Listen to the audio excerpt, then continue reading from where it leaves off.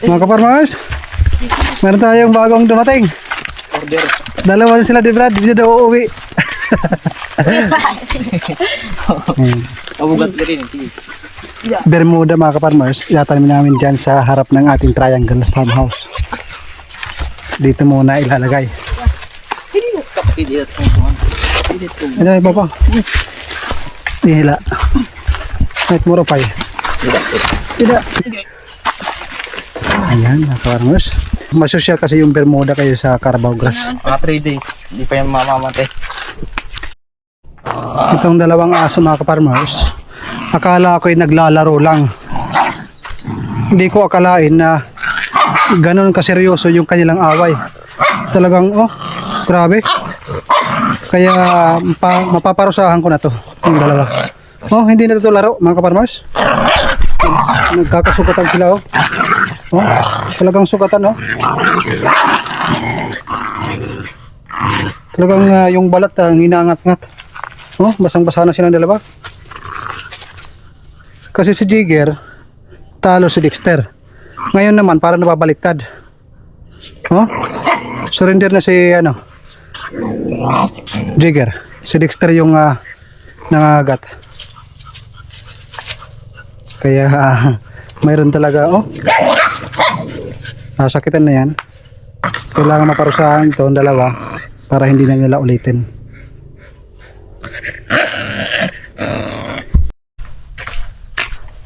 Yun mga kaparmers, katatapos ko lang magpakain, magbigay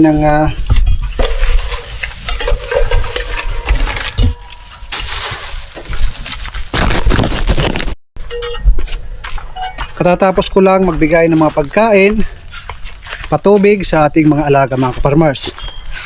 At si Jigger at Dexter, binigyan ko ng konting parusa dahil nga akala ko ay naglalaro lang. Yung pala seryoso na yung kanilang away. Ito, harvest tayo ng itlog para mapunan yung order. Dahil mayroon pa tayong kulang na isang tray na hindi pa na ibibigay sa ating regular customer, sa ating brown egg mga farmers. Walang kabusugan yung ating heritage chicken. Hapon na, 2 beses nang kumain, semi-organic at saka commercial feed, pampaitlog. Ito, hindi pa rin nabubusog. Ayun, mga pa rin sa akin, sumusunggab. Ganon sila kalambing sa ating mga kaparmas. Nakadalawang pakain na tayo. Unang pakain natin yung pampaitlog. Pangalawang pakain yung semi-organic. Yan muna kayo. Kita nyo yung kanilang trabaho. Yung dahon ng bilanghoy na pumapasok sa kulungan, pudpud. Hindi nakakatubo dahil tinutukan nila.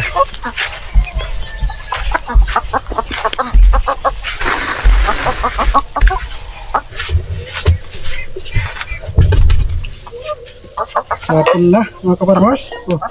Nabasa kata. Napansin ko mga kaparmers, pag maganda yung sikat ng araw, hindi umaambon, hindi umuulan, maganda yung kanilang binibigay na itlog. Kaninang umaga nag-harvest tayo bago ako umuwi sa bahay.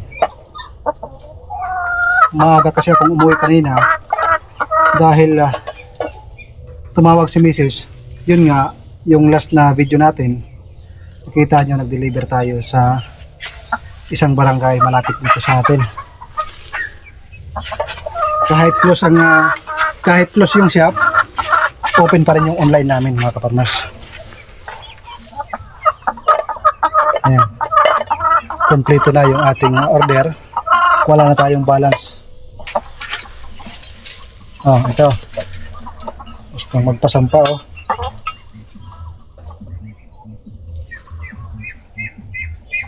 Gusto ko subukan yung yung parang artificial insemination. Yung kukuha tayo ng mga similya sa lalaki, then ilalagay sa puwit dito sa babae. Marami akong nakikita ng ganun mga kaparmers, yung mga nagbe-breed. Ito yung ating harvest sa hapon na ito. Kanina pinatay ko yung camera dahil marami akong ginawa. Nilinis ko yung paikot ng ating triangle house at kung ano-ano na mga gawain.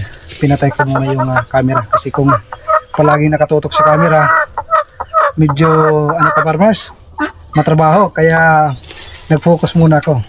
Kaya ito, bago ako umuwi, siguro uwi ako mga alas 7 bago ako umuwi or bago magdilim, dahil pag dilim hindi na pwedeng mag-take ng video dahil hindi na masyadong makita. Ayun, marami tayo nagawa mga kaparmers.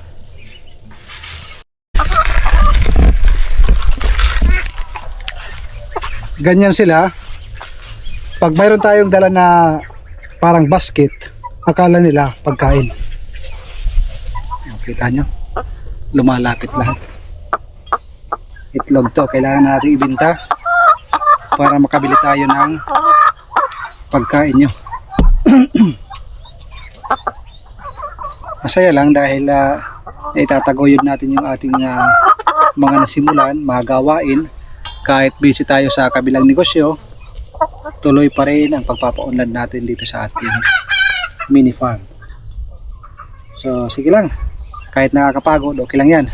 Ang importante, mayroon nakikita sa ating mga pinagpaguran. At shout out na rin sa may mga alagang kambing dito sa malapit sa akin. Ito yung aking panawagan sa inyo. Kung mayroon nakakakita, hindi ko na iisa-isahin. Kung kayo ay makakakita sa videos nito, balik rin natin yung sitwasyon. Kung kayo ay may tanim na saging, tanim na nyog, okra, yung ating mga langka, galing pa yan ng abuyog. Kung kayo yung may tanim na ganyan at ipapakain ko sa aking kambing, ano ang inyong mararamdaman? So, ayun, hindi ko na ipapaliwanag yung aking nararamdaman. Balik rin lang natin yung sitwasyon. Kung kayo may mga tanim at ipapakain ko sa aking kambing, lasapin nyo at pakiramdaman nyo yung mararamdaman nyo. Okay? So ayun lang, wala akong maraming ibang sasabihin. Sana intindihin nyo na lang yun. Naghahanap buhay ako, naghahanap buhay din kayo. Kaya be responsible sa ating mga inaalagaan at kung anong meron tayo. So ayun lang, walang away, peace, pasensyahan tayo, pareho tayong may kaldero. Ayan mga kaparmers, yung paligid ng ating triangle house. Dito bukas si Brad magtatanim ng Bermuda grass. Dahil ito nga sabi ni Brad, yung aking partner, dahil diok ngayon, sabi niya mas mainam yung Bermuda grass kaysa sa Carabao grass. Kasi yung Carabao grass, nagiging matigas ang lupa, nagiging bantok kung tawagin, hindi na healthy. Pero yung ating Bermuda grass, katulad nito, marami ito mga farmers. Ganito, akala ko maliit lang yung kanilang dadalhin. Yan o. Yan. Kaso mayroong nakahalo na ibang damo. Mas healthy ito mga kaparmers at hindi tumitigas yung lupa. Malambot.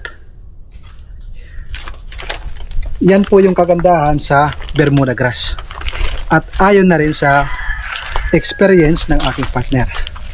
So, maraming salamat sa aking partner na rin na kahit siya ay tumutulong dito sa akin, sinasahuran ko siya, kung anong mayroon siyang kaalaman, inilalabas niya rin.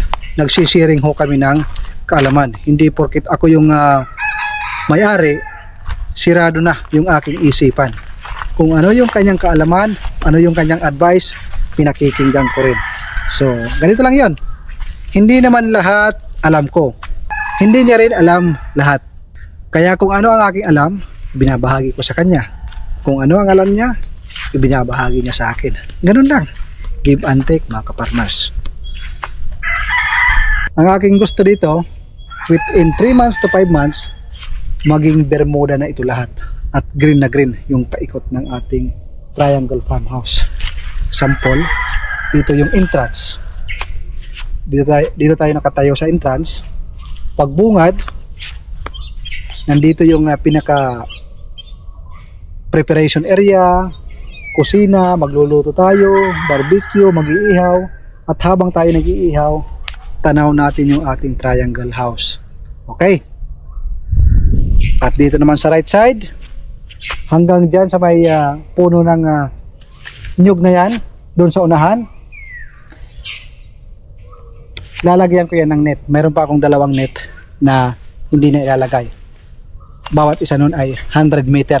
At meron pang isang parating na 100 meter. Sinubukan ko mga ka-farmers dahil yung una kong nabili is napakanipis. Manipis.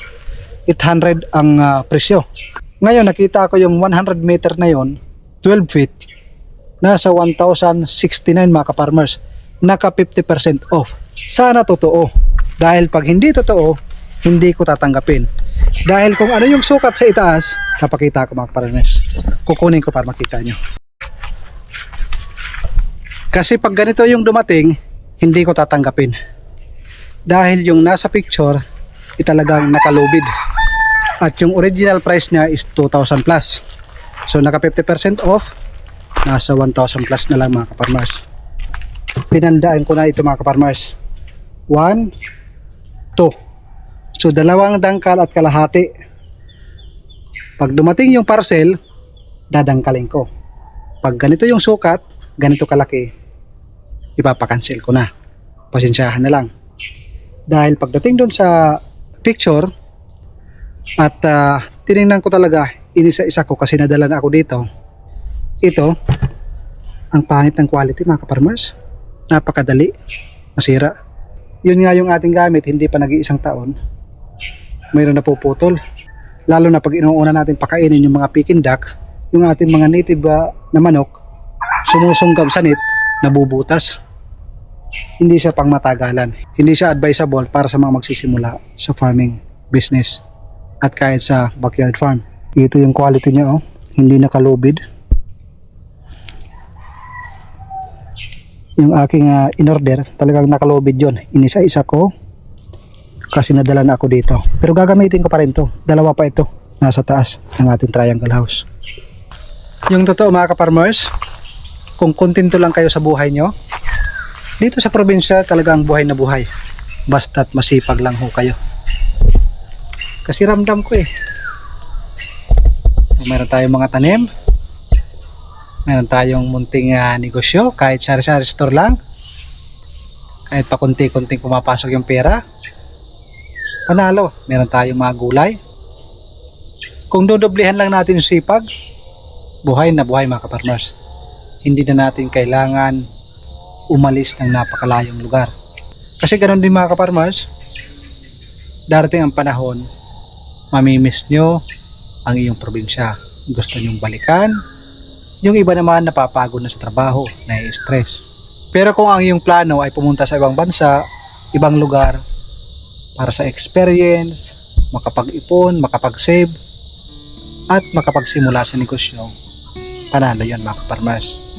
Tatandaan nyo, sa pag-alis nyo sa inyong lugar, ang inyong mga pakay ay palaging nandyan. Huwag nyong wawalain. Meron kasi ibang mga tao pag nagkaroon na ng magandang trabaho, nakakalimutan na yung mga pinanggalingan. Ang aking ibig sabihin mga ka-farmers, yung pera, pinaghirapan, hindi nagagamit sa tama, nawawaldas kung ano-ano na pwedeng paggastusan. Marami ho akong nakikita. Advice ko lang sa inyo kung kayo'y mag-a-abroad, unahin nyo palagi ang inyong sarili. Tulungan nyo ang inyong sarili. Pangalawa na, yung pamimigay, pagpapadala. Okay? Pero kung asawa mo naman, anak mo naman, wala hong problema yon. Pero kung mga pinsan mo, kaibigan, saka na yan mga ka-farmers. Unahin mo palagi ang sa iyo. Gumawa ka ng iba't ibang rason, katulad ng aking ginawa. Hindi ako nagpapahiram ng pera kasi nadala na ako ng mga una. Ikaw pa nagpahiram, ikaw pa ang mahihiya na maningil. Ganun yun mga kaparmers. At galit pa sa'yo. Ito lang yung aking gustong ipahiwatig sa inyo. Kung saan kayong lugar nang galing, saan ang inyong probinsya, darating ang panahon na babalik kayo doon. At mamimiss nyo. So paano mga kaparmers, hanggang dito na lang muna. Tama na yung kwentuhan dahil dumidilim na yung paligid dahil mag-aalas 6 na. O hindi mag-aalas 6. Alas 6 na siguro mga kaparmers. Marami pa akong gagawin dito pag pinapatay ko yung camera. 5:58 in the afternoon mga kaparmers. Magpapausok pa ako dito sa paikot ng aking triangle house. Yung mga puno ng nyog na pinagputulan, nilalagyan ko ng pausok para dahan-dahan mawala at maging pantay ang landscape ng ating paikot ng triangle house. So paano mga kaparmers? Hanggang dito na lang muna. Maraming salamat sa inyong suporta at sa inyong mga positive na mga comment. Tumataba po ang aking puso. Para naman sa mga silent viewer, maraming salamat sa inyo. God bless po sa inyo, sa lahat ng aking subscriber. Mabuhay po kayo.